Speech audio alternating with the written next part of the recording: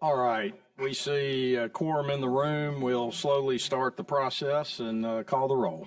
Senator Albritton, Senator Butler, Aye. Senator Chastain, Senator Figures, Senator Gavan, Senator Gudger, Senator Hatcher, Senator Hovey, Senator Melson, Senator Roberts, Senator Sessions, Senator Singleton, Senator Smitherman, Senator Wagner, Senator Allen, Senator Orr.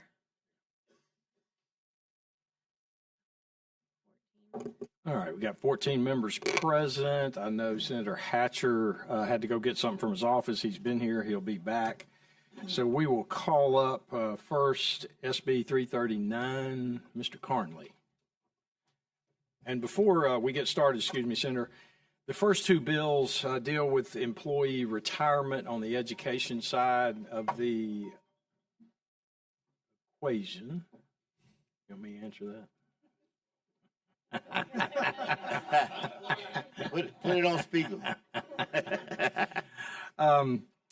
Two bills involving the retirees and a plan. I will say at the outset, in working with our general fund chair, Mr. Albritton, and our House counterparts, Mr. Reynolds, Mr. Garrett, we have come up with a plan we will be working on tomorrow on the floor to address this retiree issue.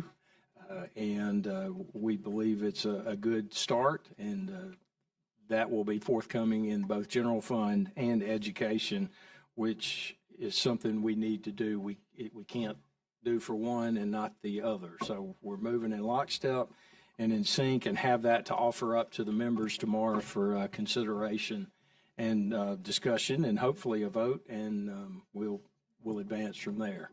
Senator Smitherman, you had a quick. Will we also, likewise, as you shared with us, they'll address the fact of the 206 schools we got failing that need some help? We can discuss that. Because I got a bill in that you have, haven't put up here yet. And so I want to make sure that we're going to do something about it. Okay. That's what I want to make sure. I mean, Let's talk offline. Okay. And, okay. Good enough. I'll leave it there. Okay. I'll leave it there. I'll leave it there. We'll talk. We got a plan on that one too. Okay. So, absolutely. I'll you like the plan, but I'll wait till we talk. And we've already taken steps to that end. Okay. All right. So today, these first two bills, they are Senate bills. Late in the session, if the committee desires to pass them out, fine. I've talked to Senator Carnley. He's fine if we carry it over. But I did want to put, for informational purposes before this committee, Senator Hatcher's bill and Senator Carnley's bill just to discuss. So, Senator Carnley, you're recognized. Thank you, Mr. Chairman. Thank you, committee, for allowing me. This is something that, I've been looking at for a while. I've talked to all interested parties, or have tried to meet with the parties and just try to come up with something that would be, an opportunity to address the issue, as well as, try to marry it up with our budget and our finances so we don't put ourselves in a bind. But, Senator Chastain, has been somebody that's worked with me, even out of session. We've had meetings with our teachers, and we've heard from our state employees, retirees that, are facing tough times and have issues, with the current retirement benefit. And, we had a lot of red shirts here a few weeks ago that came in, and some of those people were teachers that I had. Some are just community members that we know. And looking back, some of these are have been retired for several years, and their benefits were low because teacher pay was much lower back at that time. And so, what this was an attempt to do, Chairman Orr was very gracious with his time to kind of work with me. RSA spent a lot of time trying to help me learn how this process works, very complex, and just felt like we needed to have some dialogue. And so after meeting with Senator Orr, and some of the work that he had been doing, Senator Chastain had worked with me as well on trying to address those people that were what we classified as below the poverty level. Whenever they retired, they were probably at a pretty good place, but as all of inflation has hit, as benefits have gone up for those who have enjoyed the increase in pay, these people did not. And so what we did was we looked at what thresholds we could set to maybe try to, and I call it triage. We know we need to try to do something for everybody. I've had a lot of calls from retirees saying, well, you can't do for one and not do for all. And I get that. That is not my intent. But, I felt like with the limited resources that we had, we needed to try to do something. And so my question always back to them was, would you rather us do something or nothing? Because at this point, if we wait till we can do the grandiose plan that everybody wants, we're going to be sitting here for a few years and never do anything. So to me, it was not, this was all we're going to do. It was a first step to try to help those that were most in need and work our way up and hopefully come back next year. Met with Senator Orr this morning. He has a plan to try to work this, with he and Senator Albritton. So I'm respectful of that. This was really an attempt to try to get something in queue in the pipe. So if something failed, we would have something to go back to. And so with that, I will, be open to the committee if you have any questions. Thank you, Senator. And we are a little bit under a time gun. You see, it's about 10:15, and we do have general fund after this committee, and we got a lot to accomplish today. Any questions of Senator Carnley? Mr. Chairman, Senator Smitherman. I just want to commend you for what you're doing. I mean that sincerely. And I'm just baffled. I don't understand why it's such a challenge for us to help people who have devoted their lives to make sure that education is done well. I don't understand that. I don't understand why it's a struggle to help the areas that need help the most. I mean, I have to go back to it is what it is, but it ain't no struggle to get rich folk $400 million, some choice stuff. But it's a struggle to help people, you just said, on fixed income who devote all their lives. It's a struggle to help, schools that they need that. I don't understand this concept of our struggle that we cheer and clap and have press conferences to give rich folk $400 million, and then we go start making excuses and roadblocks is why we can't help people who we should be helping. We're one of the few countries that take that mindset. Our elderly are worship in other countries, but yet over here we want to kick them to the curb. So I applaud what you're doing, and whatever I can do to help you in that regards, I'll be glad to do it, whether it's now or as we go forward. Let's do this. Any other questions? I'm going to suggest we go ahead and vote this bill out, just showing that we're interested and serious about this matter. And of course, we got the Hatcher bill too, and the chairman also. But given the inflation that we're seeing today and the stress that retirees are under because of they hadn't seen a COLA, we've all read about it, almost 20 years now. I think moving this bill out would be appropriate. So we see Senator Gudger moved and Senator Butler seconded. Any other discussion? All right, clerk, call the first roll, please. Senator Albritton, Senator Butler. Aye. Senator Chastain, Senator Figures, Senator Gavan, Senator Gudger, Senator Hatcher, Senator Hovey, Senator Melson, Senator Roberts, Senator Sessions, Senator Singleton, Senator Smitherman. Aye. Senator Wagner, Senator Allen, Senator Orr. 15 ayes, 0 nays. The bill's given fair report. Thank you, Senator Carnley, and your work on bringing this to the table. Thank you, Chairman. Thank you, committee. Thank you. All right. Still don't see Senator Hatcher. We'll move on down to HB 269. Mr. Colvin. Thank you, Mr. Chairman and committee.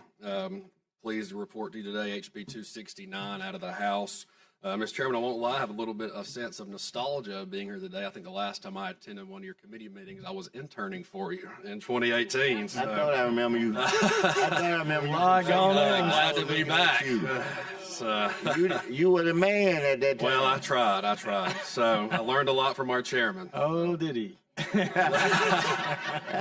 All right, let's get on to the continuation of this. Members under existing law, the sale and lease of aircraft and replacement parts by air carriers are exempt from sales, use, and lease taxes in our state if you're hubbed in Alabama. What this bill does is removes that requirement to be hubbed in Alabama and redefines aircraft and those transactions that are eligible. The reason why I'm bringing this is very technical and specific. We are losing business to other states. So right now, there's a handful of companies in Alabama that work at airports called MROs, that do maintenance, repair, and overhaul for aircraft companies. There's one in Albertville. There's one in Dothan, commercial jet. Got one at the Birmingham airport with Kaiser Aircraft, and Airbus does similar work in Mobile. So right now, after talking to those MROs and AerCap's the largest lessor of airplanes in the world. They have thousands of airplanes. They lease and sell airplanes to aircraft or airplane companies, Delta, United, so on. They are basically sending business away from Alabama to other states, and the reason why is other states do not require the airplane companies to be hubbed in Alabama. So, for instance, let's say Delta, and I think they may have even reached out to the committee, I know they did in the House, have told us, if you remove this requirement, we will send business to Alabama, because if we remove this requirement to be hubbed here, they can start doing business here, and when they get their maintenance done, on site, they do the maintenance work. These are hundreds of thousands of $1 million projects. Takes anywhere from 2 weeks to a Mr. month. Chairman, move for favor report. Second. All right. I have a question. Senator Singleton moves, Senator Gavan second, Senator Smithman. What, and you know, and I would appreciate if you give me a fact answer if you're gonna answer it. What impact is this gonna have on companies that are here now? I mean, that's what they do. They're stationed here and they're based here. Does this mean now that because we opening it up, all these companies that can come out the state and put a shell or something saying they're here, then are they gonna jam and squeeze all these people out? I mean, you know, what factual information that you can give us to say that will not happen? Yes, sir. Senator, great question. The only company I'm aware of that does work similar to this right now is Airbus. This is the current code that I think was part of that incentive to get them here. They are favorable of this bill. I've talked to them with AerCap, and so they are okay with this because this is going to open opportunities for them as well to get business from companies out of state. But I mean, are you here to tell us that the only in-state company by the rules and regs that are set up now, I know you're trying to alter them, is Airbus? There's nobody else in this state that's located in the state that does that kind of work? That has the hub in Alabama that qualifies for the manufacture, sale, and delivery of airplanes. I think this was written to get Airbus to Alabama. We're tweaking that to expand it, but they are favorable of this. But there's nobody else. Not that I'm aware of. I mean, these other MRO companies are asking for this that are already in Alabama. That'll be Alabama jobs, Alabama employees, because they're losing business opportunities to other states.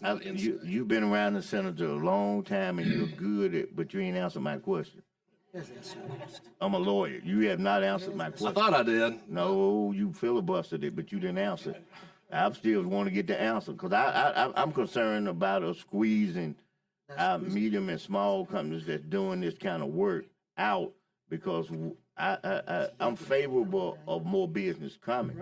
But I'm concerned that they're going to come and just really smother our little companies that exist. And I know it's got to be, if this is our rules, when did this law take effect that you have to have the hub? I believe whenever Airbus located. Prior to that, what was the rules? I'm not sure what that was before Airbus. Well, we ain't ready to move the bill. We don't know. But I will say that I'm being serious when I say that. I'm not trying to be. I mean, we're asked to vote and pass and change the law on an opinion of how somebody feels.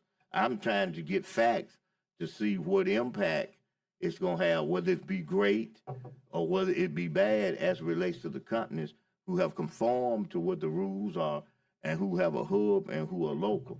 And I find it very, I guess, hard to think that as long as we don't have airplanes in this state, as long as we don't have Montgomery Airport, Birmingham, all them, the people been landing and going and preparing for years that if we have that kind of rule, that we don't have other companies who are falling under this rule, and now we get ready to open the door for the big boys to come in, and they're gonna crush these people.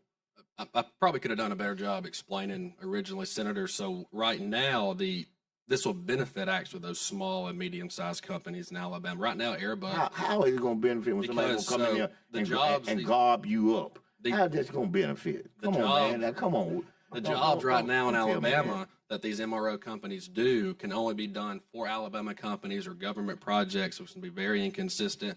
The people that are going to come in from out of state are doing business with our Alabama small businesses. So our small businesses are going to be very much helped with this. So we're gonna trade off for them people you talking about. They're gonna come and help and crush the people who following these rules now, doing Senator, I what we don't- have to do. Maybe I'm just not explaining it well. The people that are coming in from out of state are going to be doing business with existing Alabama small. They just don't have the opportunity to do this specific type of business. Right? No one's coming in to replace our small businesses in any way. That's what you think.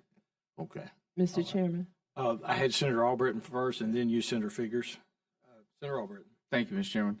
I'm looking at the fiscal note. This would decrease, could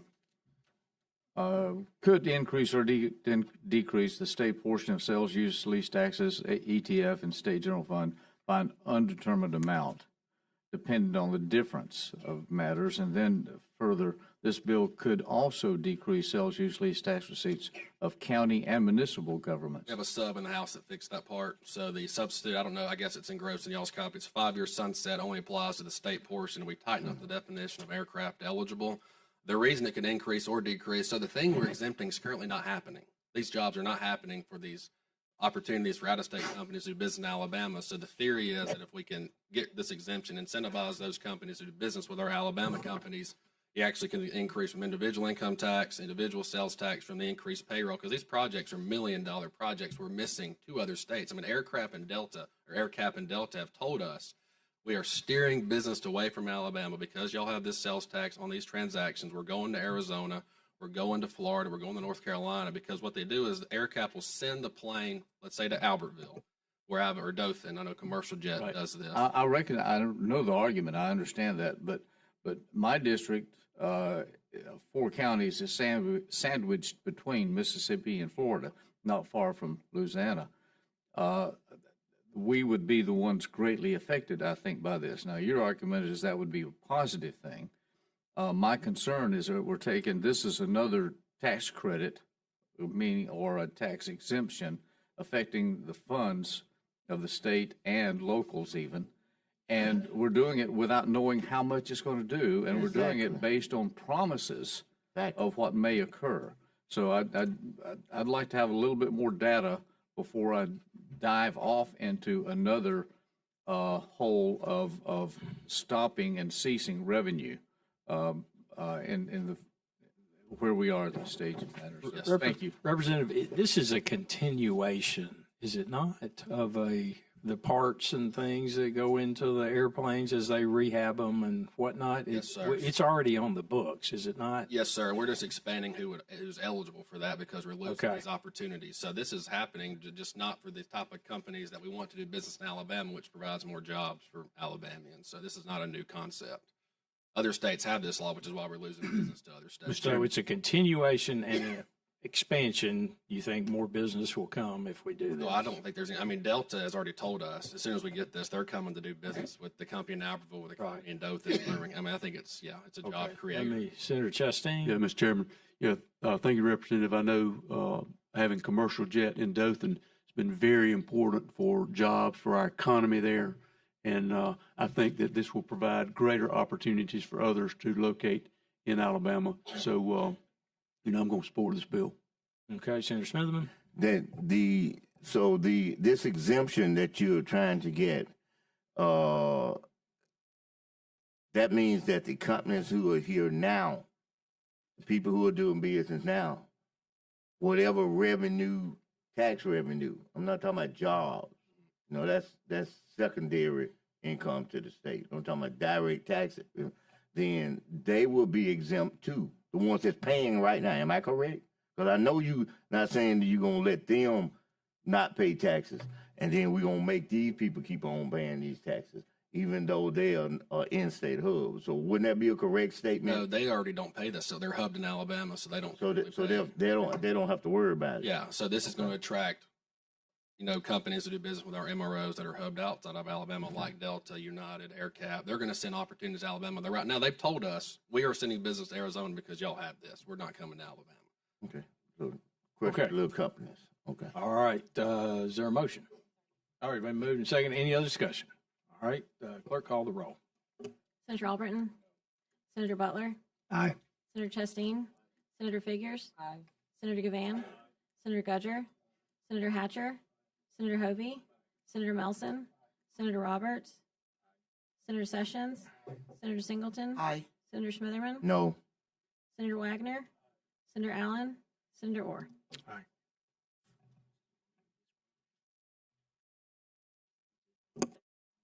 All right, thank you, Representative. Thank you, Mr. Chairman. Thank you, committee. All right, I'm going to pass out members something that was given to me by the folks in the education family before we continue on with these, what I would call new tax credits, exemptions, et cetera, for the committee members to have. You'll have your own copy there. You've seen something similar to this.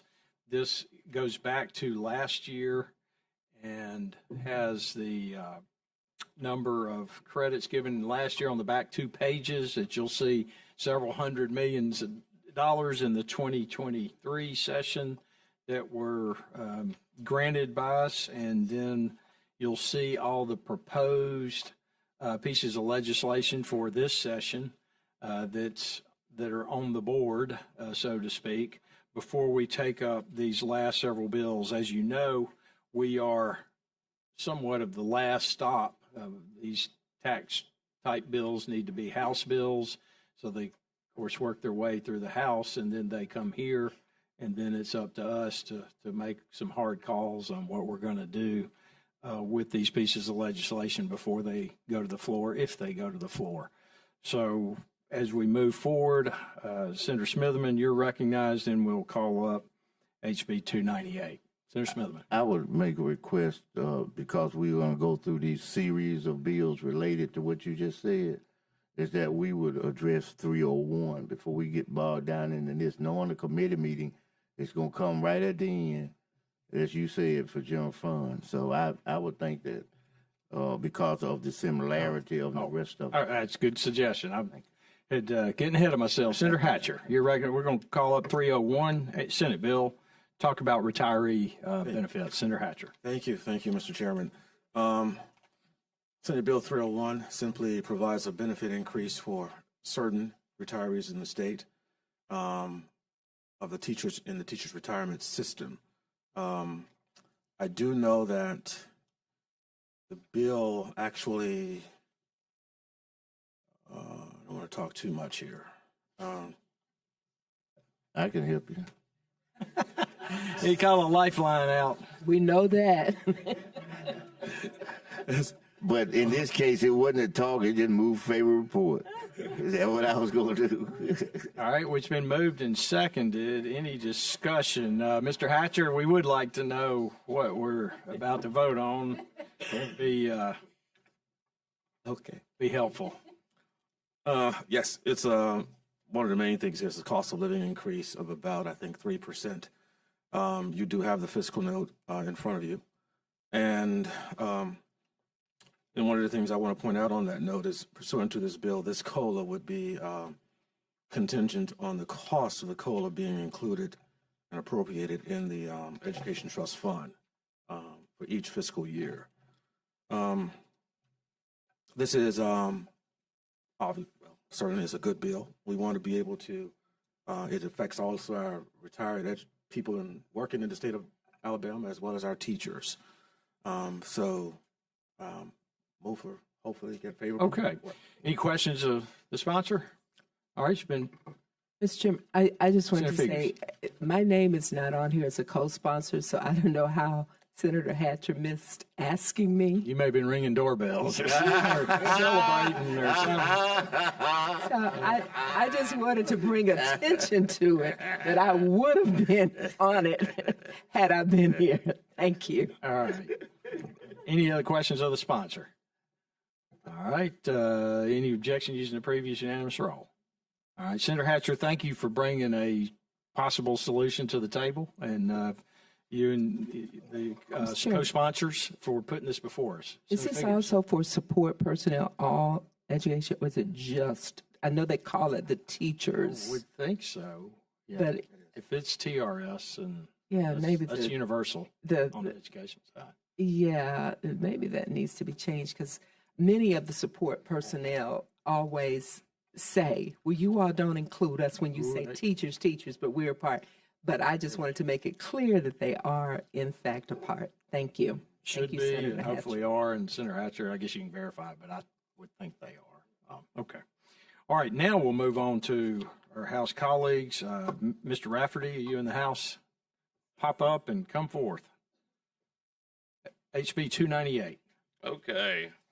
Well, thank you for the recognition. HB 298 is a pretty simple bill. It's relating to the sales and use tax and exemption of the Lieutenant General Victor Brute Crew Lac Detachment, number 1415 of the Marine Corps League for payment from state sales and use taxes.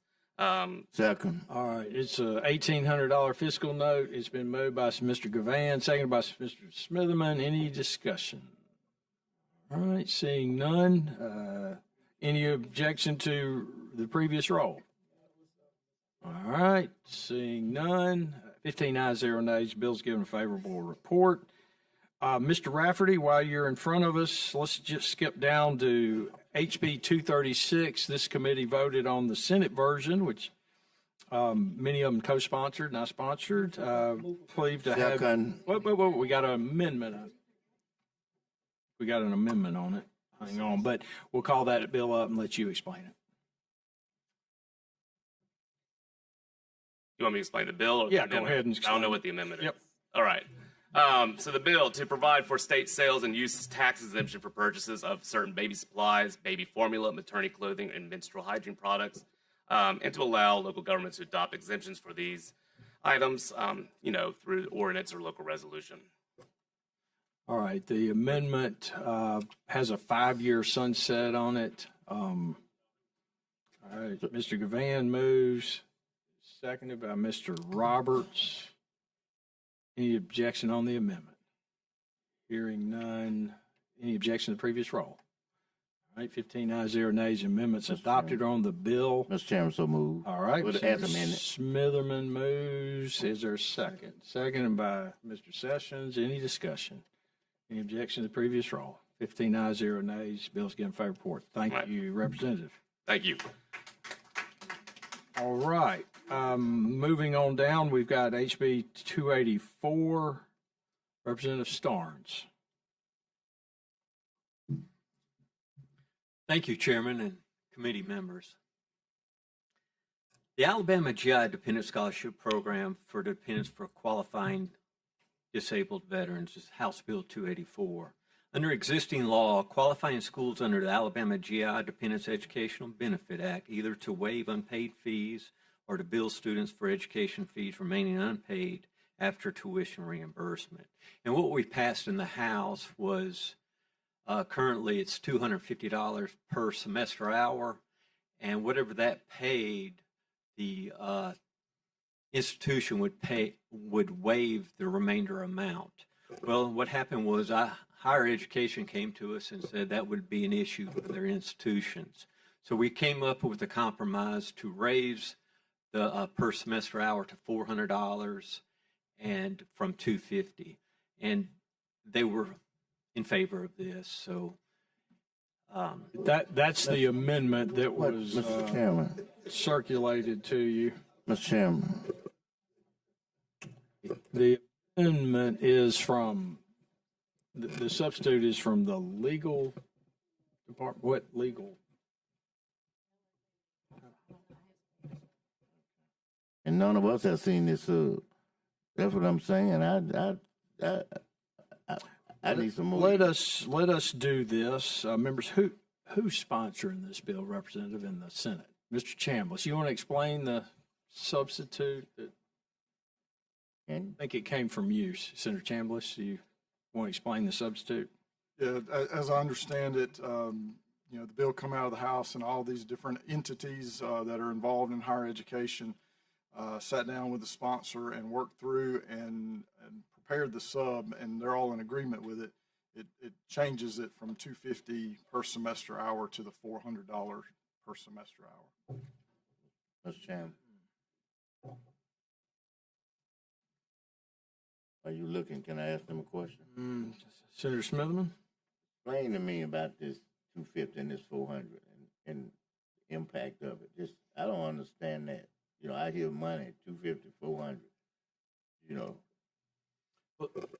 in other words, just imagine me, a person that don't know nothing about what you're talking about, and you trying to explain to me so I can understand what you're asking us to do and why.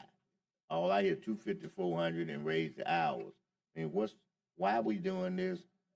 What was happening before there, 250? What's the necessity to change it to 400? And what is going to be required of the state in between 250 and 400? Well, first we were looking at raising it to 450, but yes, sir, I'm getting there. So we went to 400 because that would give us a cushion. We reverted back. That's what I'm.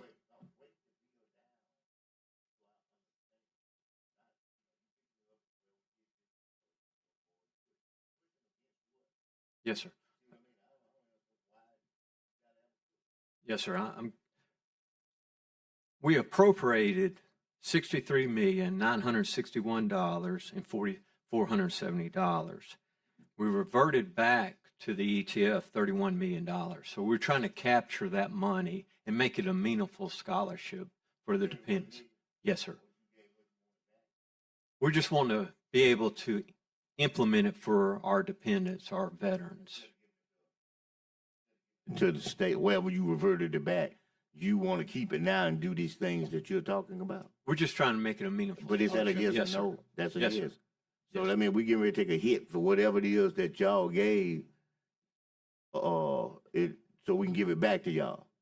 No, well, it was appropriated for this scholarship, $63 million. So But you said to get it, captured it back. Didn't you say that?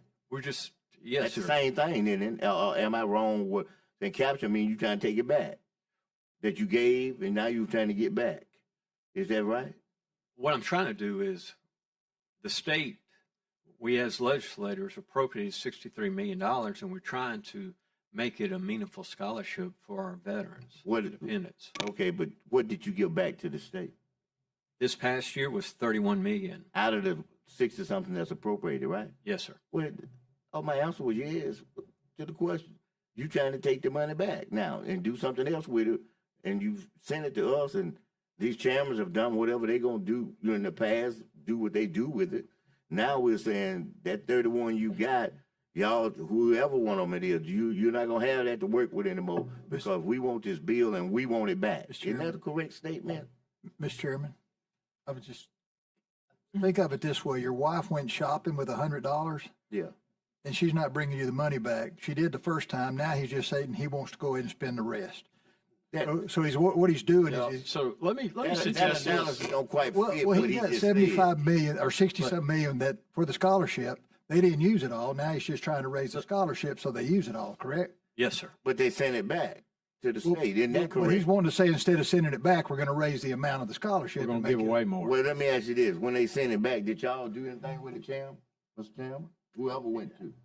Did y'all? May have reverted put it- back to the. Yeah, y'all put it in the mix of that money that we set this budget Yeah, with? it reverts back. Yeah, that's what I just said. So let me We done suggest set up there- this. Let me show Mr. Chairman, please, I'm going to stop.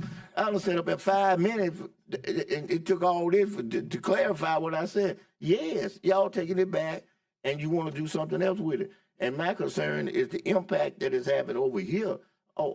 We have good intentions, yeah. Certainly. I understand that. But at the same time, we've sent it back, and it's a part of this budget. He's giving us this sheet up here, y'all. And I know what his concern is, and I don't blame him for being concerned. Now, yet, I bet you could put, we just passed a bill, the people, man, ain't taking but what, $18,000 or $1,800 or whatever that was. And here it is, we talking about 31 million. That 31 million could cover everything over here and then some more.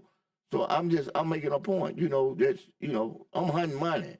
Mr. Chairman. And you said, what you hunting money? I'm hunting money for 206 schools that failed it. Not no scholarships, just to get basic stuff to get off the F list. And we want to get money back before we get scholarships. That's a concern I got. All this prettiness we doing, and we ain't doing nothing. It ain't your fault. We ain't doing nothing to help them 206 schools. All right, look, let me, Senator Figures and then Senator Chambliss. Thank you, Mr. Chairman. As I understand this is that the money was there. It's been appropriated. And you want to give meaningful scholarships so that they can go to school. And one thing I am totally for is taking care of our military people, our veterans, and their families. Because so many times we don't think about the families and those who we've lost, who have been fighting and representing us so that we can enjoy the freedoms that we do. So, I mean, I get it and I support it, but it's for our military people and families, and they deserve it. Yes, ma'am. Thank you. Thank you. Senator Chambliss. Mr. Chairman, Senator Figures essentially is saying what I was going to say. Let's back up for a second. These are men and women who have served our country, served our state.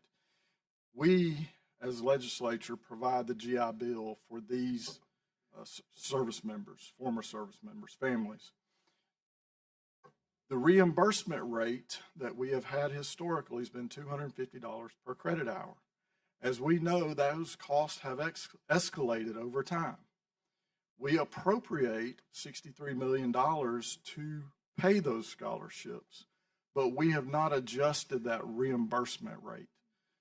What this bill does is adjust that reimbursement rate so that those who have served our country are more able to further their education with the $400 instead of the lower $250, which is an old number that just needs to be adjusted for inflation. All right, any other questions? Do we got is the substitute going to be offered, or we want to continue to think about this, move the bill out of committee today as is, and discuss the substitute on the floor? What's the Mr. pleasure? Chairman, Senator Figures. as you said about the other bill earlier, showing that we have the desire to do this, I think we should pass it out. With that, I move to give it a favorable report. Okay. Second by Senator Gudger. Any discussion? We're on the bill. On the bill, not the substitute. Senator Smithman. Thank you, Mr. Chairman. Senator and Representative, I think it's honorable what you're trying to do. I really do. But as I said earlier, it feels good to do that. I mean, I've sponsored 3 or 4. In fact, I'm part of the realigning-based commission. Okay, so I understand fully what you're doing, and I think there's no question about the support I have for military whatsoever. So this ain't about to support the military or not support the military. This is about trying to, just like we want to reward these people, that Senator Figure, just the statement she just mentioned, just like what she just mentioned, it's the same thing that I'm bringing to the table why I'm concerned about money that's over there that's coming back. Just like we want to reward these people. I want to keep these people out of 206 schools from being a resident of Escambia County. Y'all understand what that means?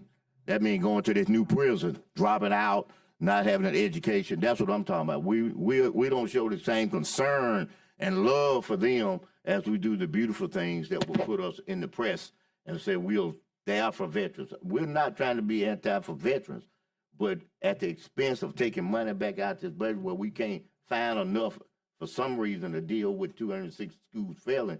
We feel beautiful about finding $31 million. That's a fine because you gave it back. Finding $31 million to do this right here. I applaud you on the percentage amount of trying to increase. But I am concerned when we're going to have a deficit, and it is if it reverts back. And your program is not the only one that reverts money back to the state. So I want you to know that our whole budget is in part because of money that we receive in making the budget. So I'm very concerned about that aspect of it, but thank you for what you're doing. Yes, sir. Thank you. Question to you, Representative, before we move on. So I see here, we got the rate of the Department of Defense tuition assistance cap. What is that cap today? That has been stricken. I understand that. What is the Department of Defense tuition cap today? What is that amount? I couldn't tell you. Okay, will you get that to me, or will I? Still 250. So we're going to pay more than the feds. We're going to have to talk about this. Yes, sir. So let's talk between now and whenever. All right, it's been moved and seconded. Any other discussion? All right, any objection using previous roll? Unanimous. Okay, got one abstention. Anybody else? All right, 14 ayes, 0 nays, and 1 abstention. Senator, Mr. Chairman, I just want to say that an average cost of per semester hour to take a class at an institution of higher learning is about $500. So I just wanted to put that out there. They're still going to have to add to what they get. I just wanted to put that out. And just because somebody else is doing one thing, why can't, I've said this before, why can't Alabama be the leader in doing the right thing for others to follow? Thank you. All right. Good points. We'll continue the conversation. I have no clue what a semester hour does cost in the state of Alabama. So thank you, Representative. Bill's given a favorable report. You could catch up with me. Let's discuss where we go from here. Yes, sir. Okay. Thank you, Mr. All right, Chairman. Mr. Thank you, Committee. Mr. Chambliss, either one of you. All right, moving along, we've got Ms. Wilcox, HB 51, waiting so patiently. Thank you so much. I appreciate the recognition, Mr. Chairman and committee members. Excuse me. I'm honored that HB 51 and thankful to Senator Singleton. He has agreed to carry this bill for me in the Senate. I'll remind you that this tax disproportionately hurts the elderly and disabled citizen of our state. As you heard last week, Commissioner Bertershaw talked about workforce development components, that one of the second highest reasons why people leave the workforce in the state of Alabama is due to hearing loss, some of it because of their work life. And Senator Smitherman, this actually rectifies a travesty. Our state should never have taxed hearing aids. We're one of only 3 states that do, and none of our surrounding states do. That puts our small businesses that sell hearing aids at a competitive All right, disadvantage. Representative, in the interest of time, if you'll let me move on, we got a motion from Mr. Roberts and a second from Mr. Gavan on the amendment. Is there any objection using the previous roll? Yes. You want to be an 15 ayes, 0 nays. The amendment's adopted. So Is there a move the bill. motion? So Senator move the bill. Smitherman moves on the bill. Is there a second? Senator Sessions seconds. Any objection to previous roll? All right, 15 ayes, 0 nays. The bill is given a favorable report. Thank you, Representative. Thank y'all so much. Remember us now, Joint Transportation Senate. I'm taking notes on attendance as we speak.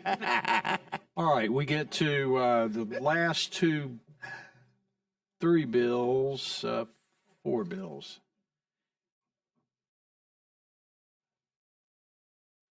Let's do this. Let's jump down to HB 441, which is the companion bill to the Senator Hatcher bill that we passed yesterday. Is that correct, Senator Hatcher? Mr. Chairman. This is That's the new market. New markets, yes, sir. Yes. Mr. All Chairman. right. We've got a question, sir. Somebody said favorable report. I'm going to say second. Okay. Senator Singleton moved favorable. Senator Smitherman moved second. We passed this bill unanimously yesterday, sponsored by Senator Hatcher. Any discussion on the bill? 16 ayes, 0 nays. HB 441 is given up to HB 346. Representative Allman. Couldn't get you out of here early today. Representative? Senator Elliott, didn't see you over there. All right, you were hiding from us. I was not hiding, sir. Not hiding at all. Not hiding. Okay. Just trying not to disappoint Representative Allman in my explanation of her bill. Mr. Chairman, members, this bill deals with the workforce housing tax credit. As you know, and I've spoken to many of you about it, we have a serious workforce housing problem in the state of Alabama. If you've been to a restaurant and seen a whole section of it blocked off, it's not blocked off because they don't want it to be in service. It's blocked off because they don't have the people to do the work. Mr. President, Senator Smitherman. I move favor report.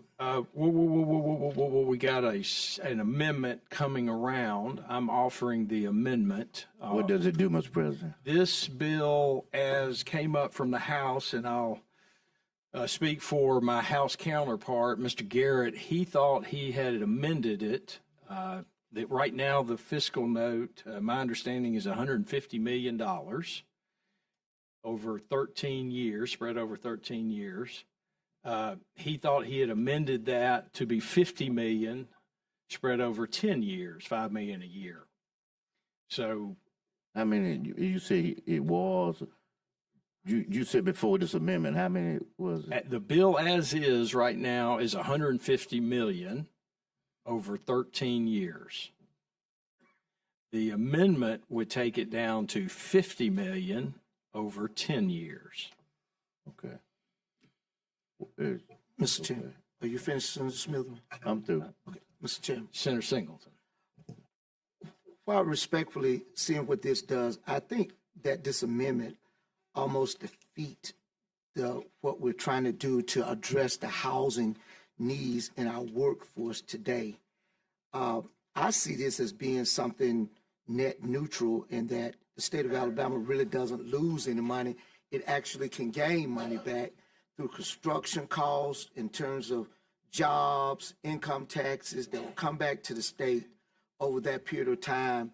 And because of the fact that you're talking about housing, this is something that it's going to be here. This is a positive for the state, and to give our workforce adequate housing.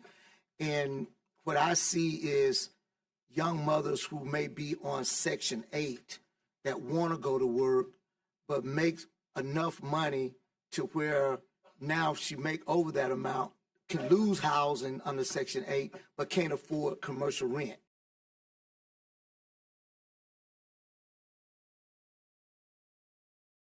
So these kind of houses, when I envision it, that could give that level of worker the ability to be able to own a home and to be able to go to work and be able to participate in our workforce. That's my vision of this. But I think that when we cut it down, it cuts us away from being able to develop the number of houses that is needed for our workforce. I respectfully, see this as a deterrent to what really needs to happen in our state. Okay, before we move forward, is there a second on the amendment? All right, Senator Albritton seconds. I want to call up folks that had signed up for SB 280 to talk about tax credits exemptions from the Ed family. Who would be the spokespersons from that group? You'll come forward. You had 4, sir. They want to talk about the general concept of tax credits. I know, but I'm calling them up and just going to let them talk about it. Yeah. We'll have a public hearing. Right. Are we going to call these people up? Yeah, I think it's okay. They're all related to the same genre. Mr. Chairman, and so if we do that on my bill in 280, I assume I'll have 1 or 2 people that could come in and speak also. Yeah, if it's tax credit, tax exemption, we just get it out there and let members decide. I saw hands. Sally, you first.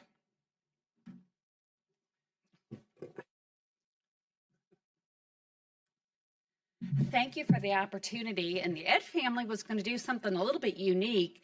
And we were going to team our approach to this because we are very, very concerned about the future of the ETF, as I'm sure you are. There's always a good cause. There's always a good investment. But we see a financial vortex coming before public education from 4 different factors, and we'd like to talk about it from those 4 factors. The first one is, frankly, the flattening of the ETF and local expenditures. Secondly, we have some wonderful but high-cost programs that we need to continue.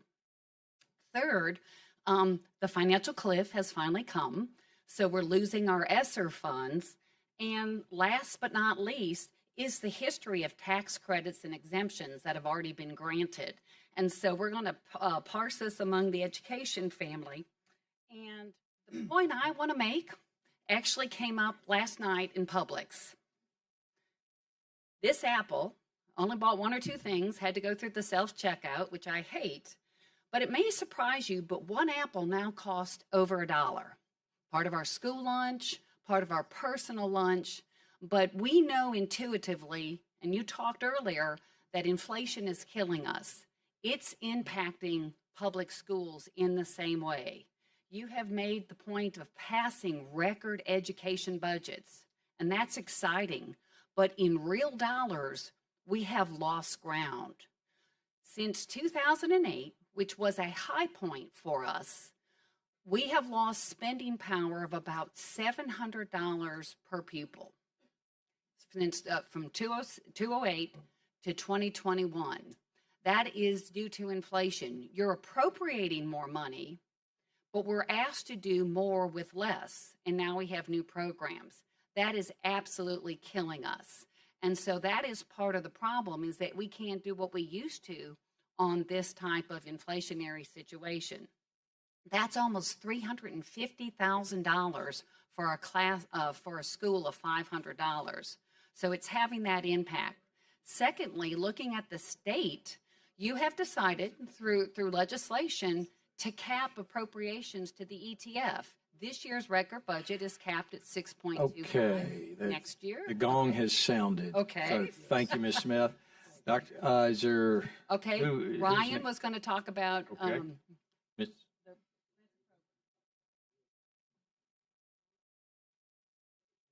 This committee is aware of how we fund public education in Alabama is through income tax and sales tax. And while Sally said it's flattening, it's actually declining. So if you look through March, it's the first 6 months of this fiscal year, the sales and income tax in the state of Alabama is down $236 million. That's on track, if that continues at that rate, to be down $472 million on this fiscal year, which is tremendous. So that is one issue I wanted to point out. As you talk about incentives, there's 2 things we would like to see in any kind of income tax or sales tax incentive. Is one, it should have a cap, not an estimate, but it should have a cap. The second thing, we'd like to see it have a sunset on that, so you know it's fixed and you know what that's going to be. And if it's working, you can evaluate that at a time in the future. There's 2 programs I really want to talk about that you've passed that is making a difference. The Literacy Act and the Numeracy Act that this legislature has passed, it's making a difference in our classrooms. But you're not fully funding our reading and math coaches. Our local superintendents are having to pick up about $15 million, and we're just starting to phase in those math coaches. The second thing I want to talk about is transportation. I became a superintendent in 2008, and the funding for transportation was around 80%. And it's still 80%. We need about $105 million to take that to 100%. So, or we could just run buses 4 out of 5 days. That's what we're paying for.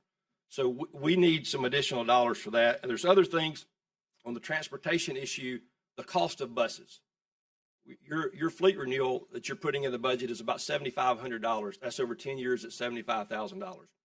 A new bus currently costs between $125,000 and $150,000. And the fleet renewal was put in place to theoretically pay for that bus over 10 years. So my concern, obviously, as you take these issues up, that we're going to be further and further down the hole. Thank you for your time. Thank you. Mr. Chairman, can I ask him a question? Yes, Senator Smith, Singleton. Last week, we had a public hearing on the education budget. On the education budget, there was a public hearing. Yes, sir. I didn't hear this argument. We were signed up to speak. I didn't hear this argument. We were signed up. Again, I didn't hear this argument. We were not given the opportunity to speak. It was a public hearing. Yes, sir. All right, who's next? Mr. Chairman, we have a Senator gentleman. Roberts, hang on. Yes, sir. Who is next? Ms. King? It's time to speak up for children. They don't speak up. Thank you, Mr. Chairman, If he committee didn't call members. them, they couldn't speak. My part of the discussion was to center around the projections for our future. So as the previous speakers have shared, our revenues, we are kind of in an inverted dive. I'm a Top Gun lover, so I'm going to kind of talk a little bit about it in those ways. But essentially, our revenues are declining and our liabilities are increasing. And those things obviously do not align. I think I've shared this with this committee before. Specifically, the COVID relief dollars, the ESSER funds that have been funneled into our schools since COVID, the last 3 or 4 years, over $3 billion that has been funneled into Alabama schools through ESSER and federal relief dollars. Those things are running out, completely drying up after this fiscal year. So we are in a situation where our revenues are declining that Mr. Hollingsworth just shared. And on top of that, we have programs that we've been funding with federal dollars that are no longer going to be available. So our state is going to be in a tight position to make some decisions on, are we going to continue these programs? Are we going to cut them? If so, which ones are we going to continue? Which ones are we going to cut? And will those dollars be there to appropriately fund the things that we need moving forward? Thank you, Ms. King. Senator Sessions, just say something, and then I'm going to recognize Paul Compton. If you would come forward and talk about his Senator Robert. Senator Elliott, you okay with that? I'm fine with that. I just would like to present the bill Okay. All right. The last speaker spoke about COVID money and stuff, and I just wanted to make the comment that I know in my county, and I'm sure a lot of other counties, there were a lot of nice football stadiums made with that, built with that COVID money. It didn't really go into the classroom, into teaching, reading, writing, and arithmetic. And I think if we could get back to the basics in education, we'd have more than enough money. And I also like to point out that we probably have passed record budgets for education fund the last 2 years, if I'm correct. Longer than that. Senator Elliott, come on ahead and we'll get to the bill. And I think Mr. Compton's got points on the bill, not the macro tax. Right. I think that's wise, Mr. Chairman. Mr. Compton is a former general counsel for HUD under Ben Carson. If you've got any specific technical questions about the legislation, he's certainly the expert on it. Members, I would submit to you that, you've heard from a couple of members of what I like to call the five families of the education mafia here. And I would submit. We'll hear the other two. In a minute. They're waiting in the wings on the next bill. I would submit to you that Ms. Smith had to go to the self-checkout line for that apple because there isn't an employee that can find affordable housing in the area to actually check her out. The education budget grows when our economy grows. Our economy grows when we have more people in the workforce. We have more people in the workforce when we have more people that have affordable housing that can go to work. And places like, and I'll let Senator Gudger talk about child care in a second.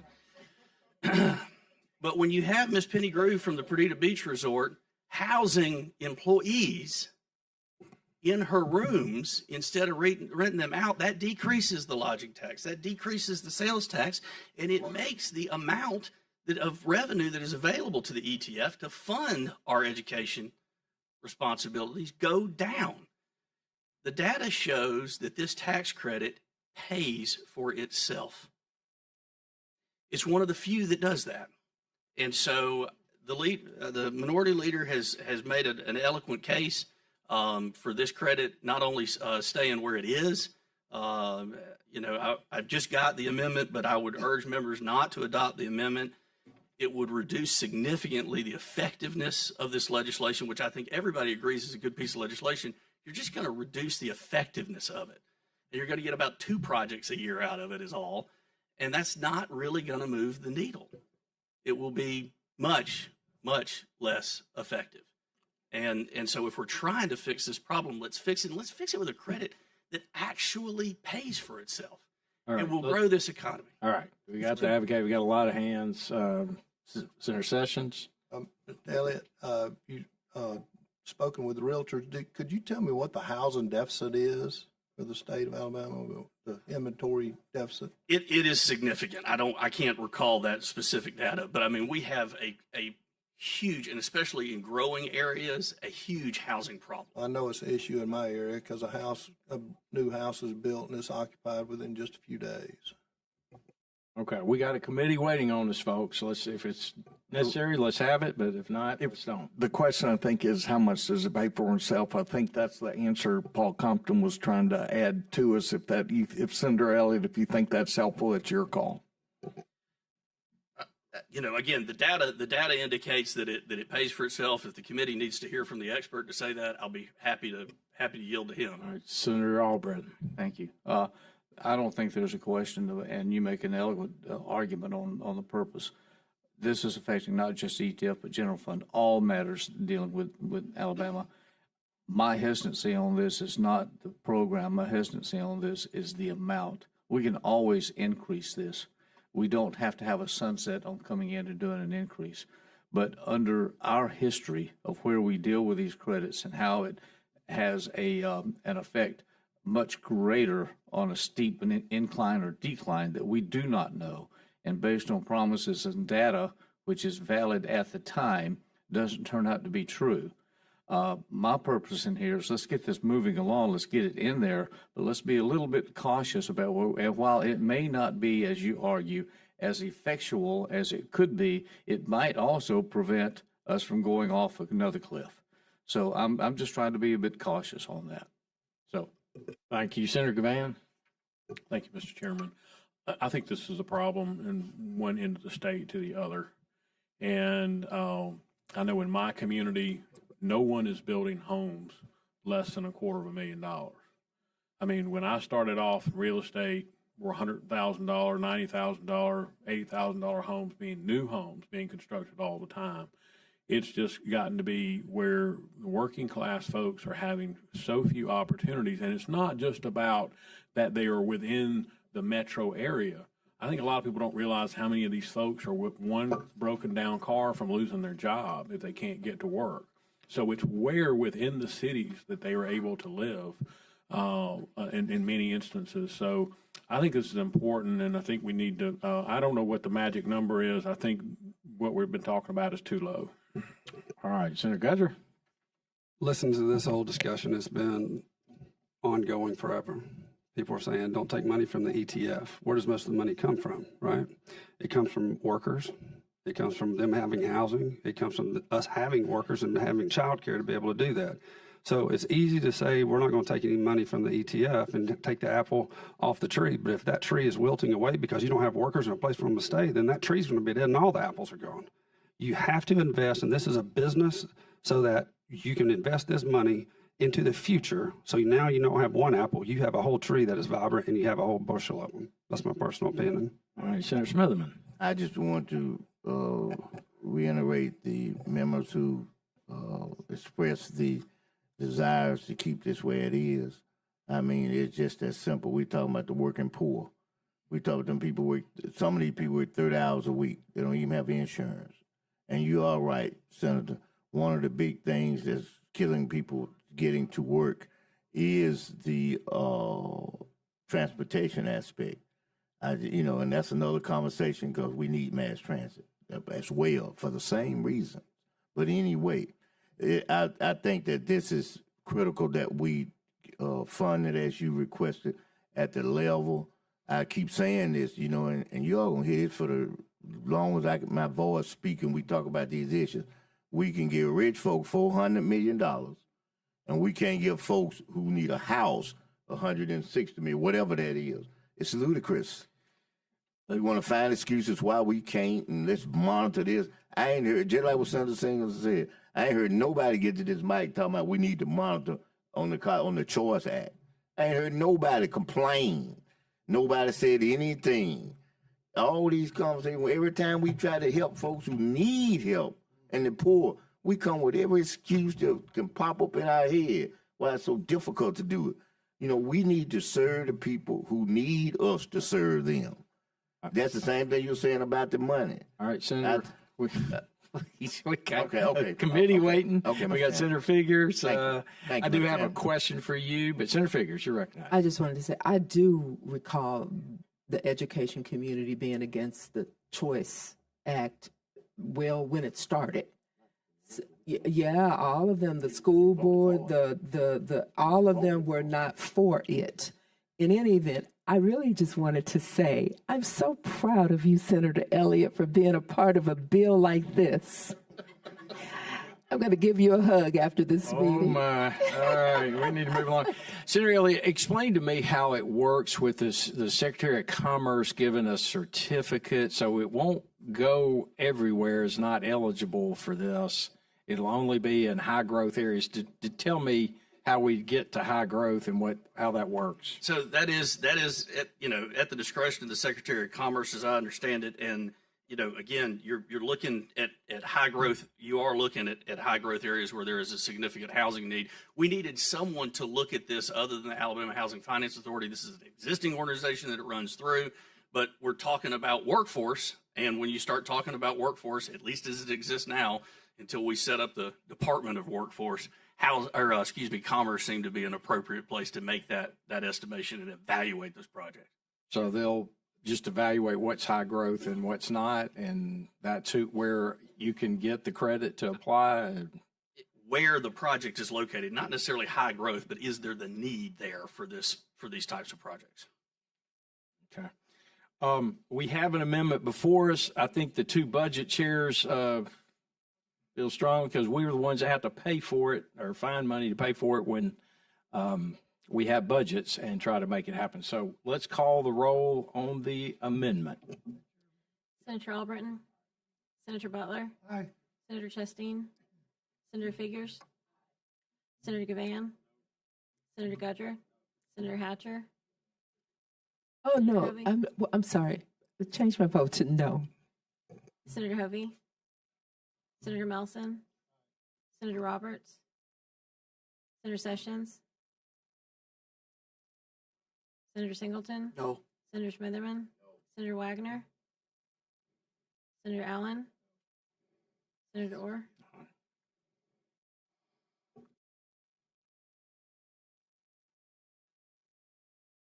All right, 6 ayes, 7 nays, 3 abstentions. The amendment fails. We're on the bill. Move.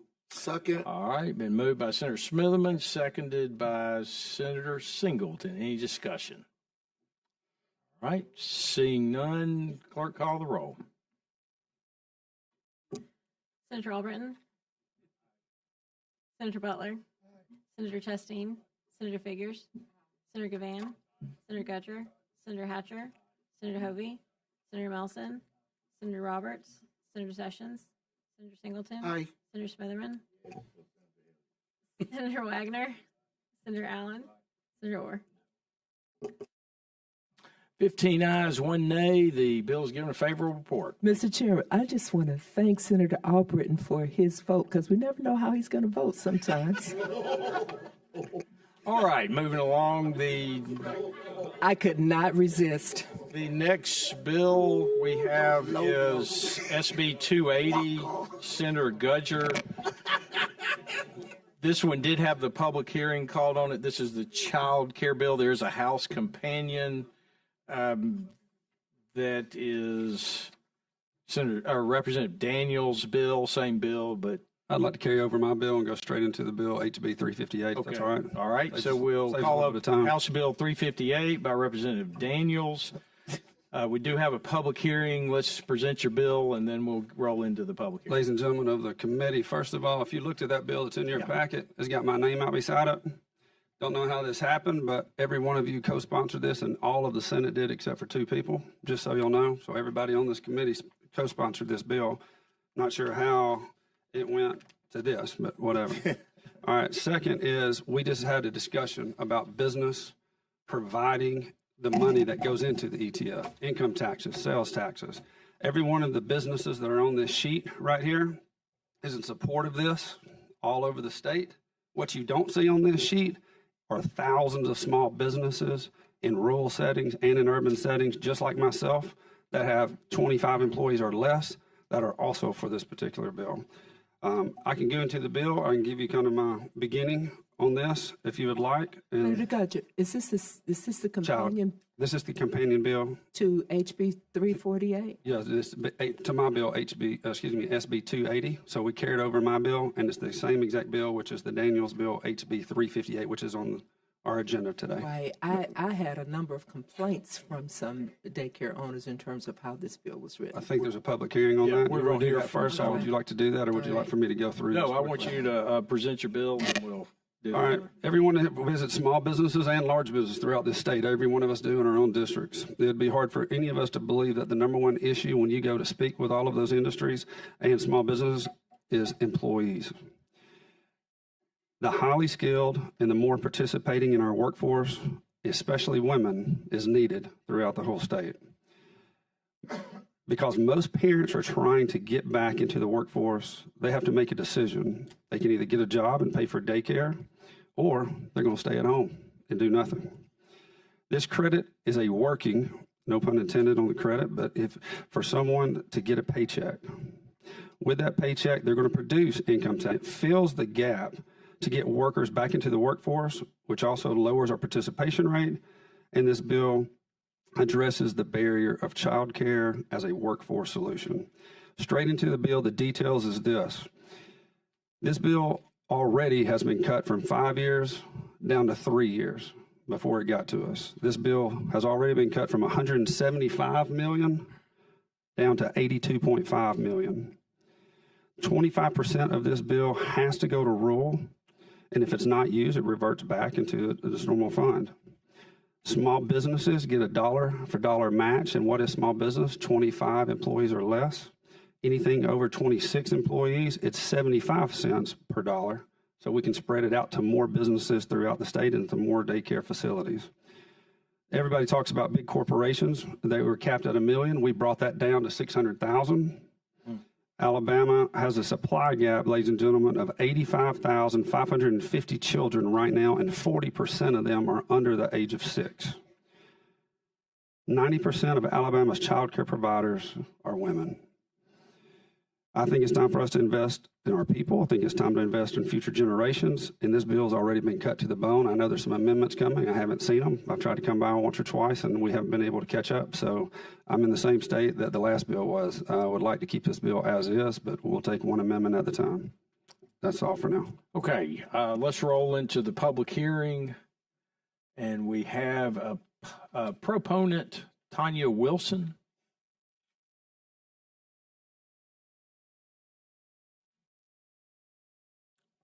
Two minutes, Ms. Wilson. Welcome. Good afternoon, everybody. My name is Tanya Wilson, and I am a daycare provider in the Birmingham area.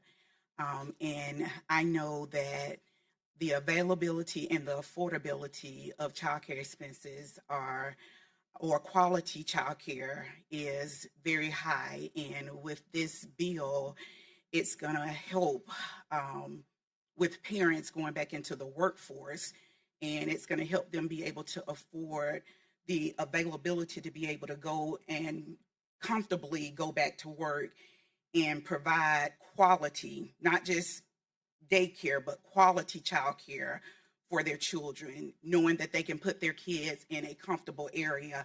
I too am a nonprofit organization that has less than 25 employees there as well. But what the funds have done for us, it has given us an opportunity to take kids off of our waiting list. We currently have a 75 kid waiting list, whereas we've opened up additional slots in our current childcare center to be able to house children for parents to go back into the workforce. One other thing that we're battling is finding quality workers that come in and have the qualifications that they need to provide quality care for our children. So with this, it will give us an opportunity to not only have quality childcare for our children, but it will also take some of the burden off of the parents of being able to afford quality childcare, not just dropping their children off anywhere, and knowing that they're in a safe place, knowing that they're in a place that they're getting a quality education, not just sitting around. So I stand today on this saying that we need this credit, we need it approved because we have women that are going back into the workforce. Thank you, Ms. Wilson. We got 2 minutes. Thank you for your comments. On the opponent side, we have Ms. Camille Bennett.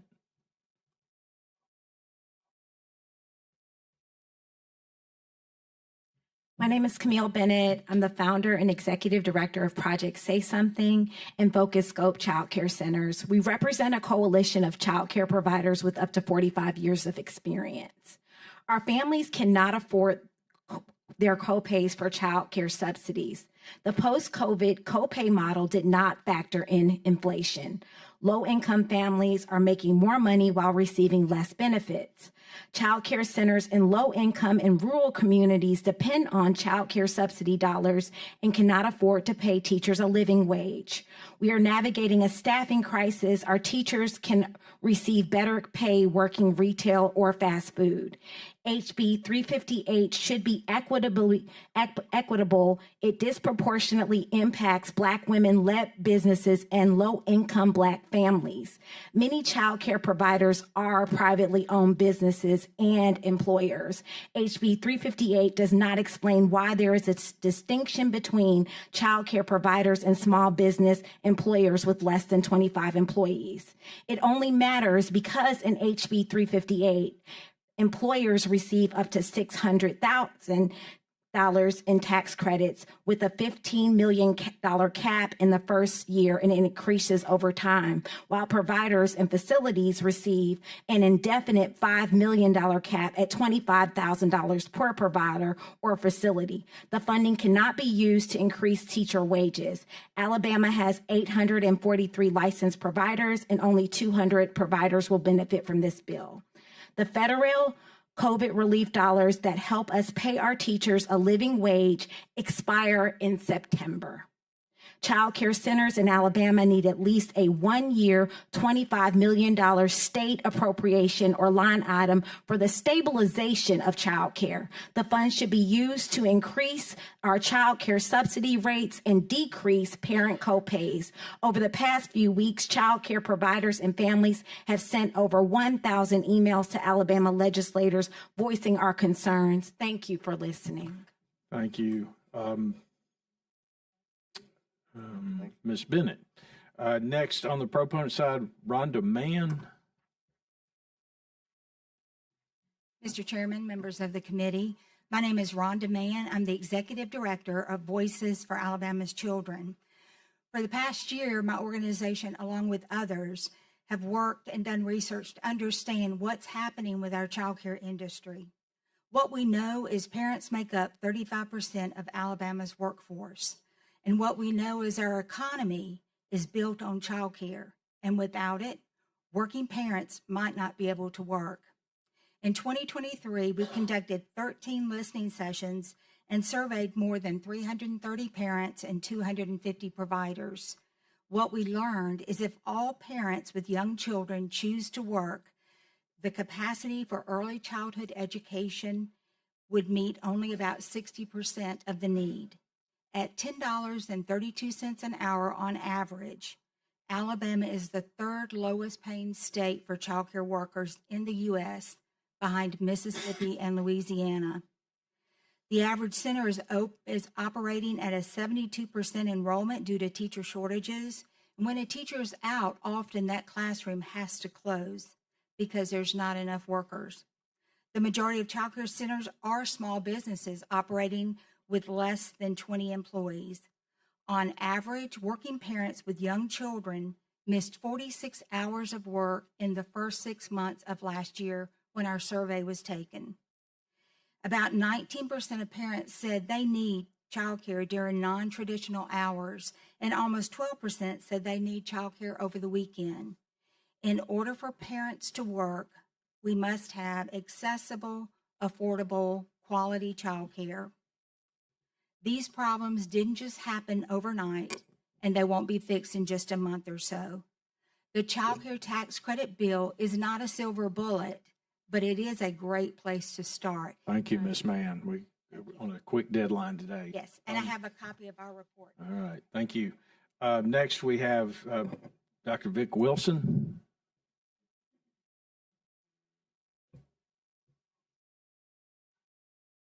Thank you, Mr. Chairman, members of the committee. I did not sign up against this bill.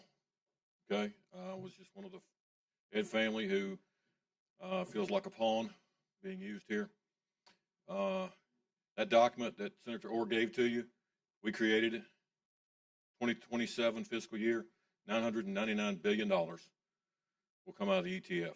I'm not against any of these things that have been come out. None of them. I'm just giving you facts and numbers. Facts and numbers. In 3 years, the poverty cap on the Choose Act will go away.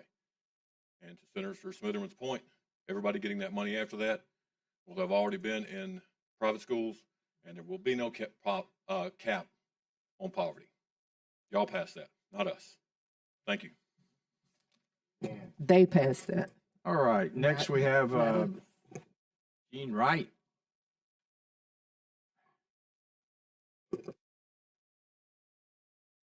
Thank you, Chairman Ord, members of the committee. Appreciate your time and interest in this very, very impactful bill that needs to move through this process. So impact not only the future, the current workforce, the future workforce. You've already heard many comments today talking about the workforce challenges here in the state of Alabama, and childcare is one of those barriers to the current workforce. Yet this is a two-generational opportunity. You're not only thinking about the current workforce and benefiting them, this benefits our future workforce. That little young child that was here, in 20 years, he's going to be the workforce that's going to benefit most from this bill due to quality early education that his parents could afford for him, that sets the stage for success in school, which lowers the cost for remedial education. It lowers the cost of serving children with disabilities because we can identify that early and address it when it's less expensive and more impactful in early education. This bill will affect employers at all levels, those at entry-level positions as well as higher-level positions.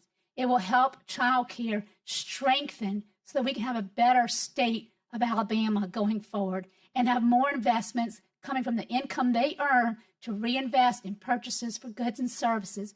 Behind those goods and services are working families. It's time to support them. It's time to invest in our children, in our child care providers, just like you invest in bringing companies like Airbus to Alabama. Thank you. Thank you. Senator Smitherman. Thank you. Thank you. I think that the people who spoke at the public hearing brought out some very eloquent issues and things of concern. Even the last speaker, I don't disagree with anything that you said in terms of what you are trying to accomplish.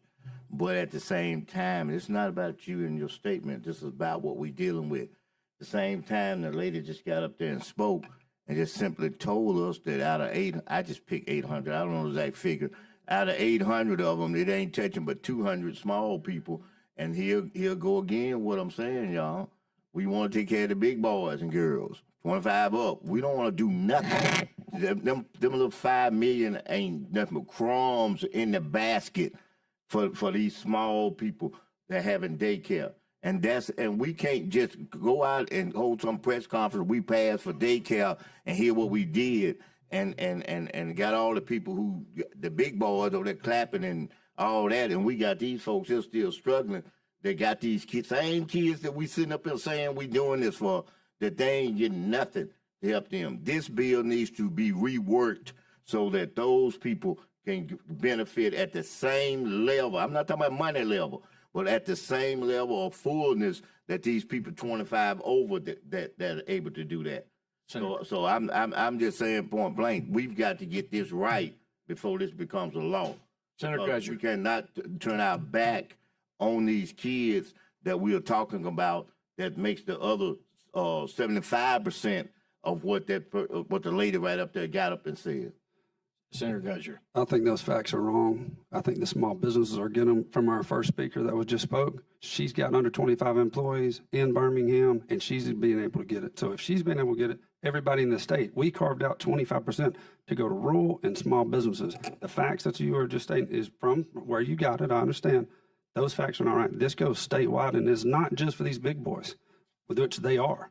They're going to people like myself. They're going to people all over the state that's got 5 employees, 10 employees, so we can get women back in this workforce. I'd like to see that in writing, not from you, but I'd like to see it in writing before this bill becomes law, that that may be the spirit and that may be your intent, and I do not question your intent whatsoever, but that may not be the actual result of this bill that's being implicated, because these are people who are in the field.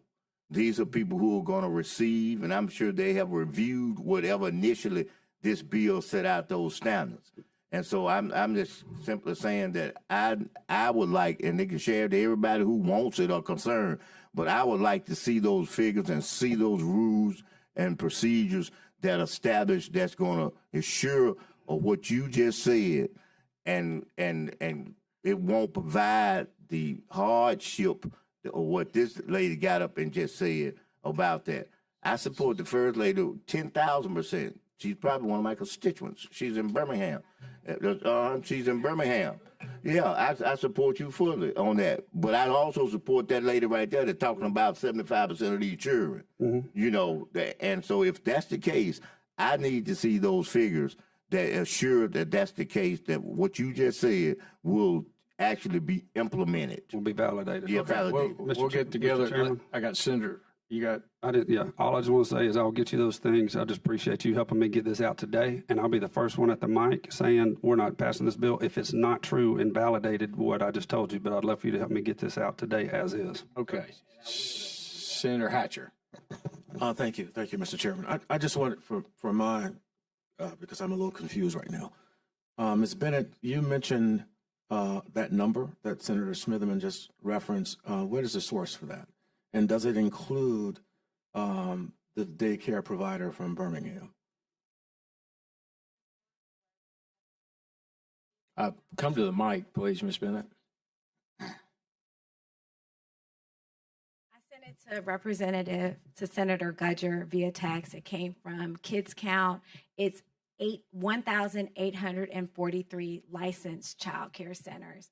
And to clarify, you were mentioning that what I saw in the bill was that employers and child care facilities and providers are listed separately. Is that correct or incorrect? Susan Kennedy, we want to explain that a little bit more. Yeah, sure. Actually, child care providers can double dip in this bill, and we did that on purpose. They can take the employer credit. It is $15 million, the one that she's concerned that doesn't cover child care providers. They can take the child care provider, for-profits can, and they can also take the child care provider tax credit. So they can have a $600,000. If they're willing to spend, if a child care provider spends $600,000, they can take the employer credit, just like Alabama Power or Blue Cross or any of those other people that are on that sheet. The small child care providers get the same treatment as the big companies that are also supporting this bill. You've heard the concern I expressed about those. I have. Can you enlighten that issue that I brought up about that? Can you, based on what you're saying, can you enlighten that? Yes, the bill says what Senator Gudger says it says, because I wrote this part. It says that child care providers are included as employers, that when they spend money for their employees to have child care benefits, they can get a dollar for dollar tax credit if they're less than 25 employees. And if they are 26 or above, they can get a 75-cent credit. So they can take part in both credits. So there is no part of this bill that excludes child care providers that she's talking about. What she's referencing is the for-profit child care section, which is capped at $5 million. Now, shoot, I'll be up here asking for more. I mean, I'd love for it to be bigger. I'd love for it to be 15 too. but we were trying to target this tax credit, make it reasonable, and still keep it effective. All right. Thank you. Seeing no more questions, we do have the substitute. The substitute takes the 82.5, I believe it is, at the current level that the House reduced it to $60 million overall impact cost. I'll move the substitute. Is there a second? Second, Senator Butler. Any discussion? I'll take this as an unfriendly substitute, by the way. Understand. Thank you, Mr. All Chairman. right. We'll call the roll, please. I have a little, I see the way the wind blows, but listen, folks, I wouldn't be doing my job if I didn't give you alternatives. That's the way I see it. If you don't like it, that's okay, but I wouldn't be doing my job. Money, it just reduced. This reducing it to $60 million total impact instead of 82.5.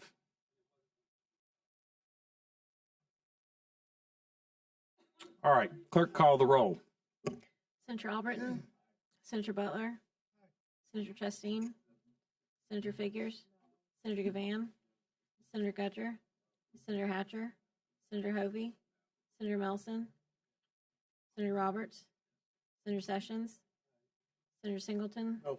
Senator Smitherman, No. Senator Wagner, Senator Allen, Senator Orr.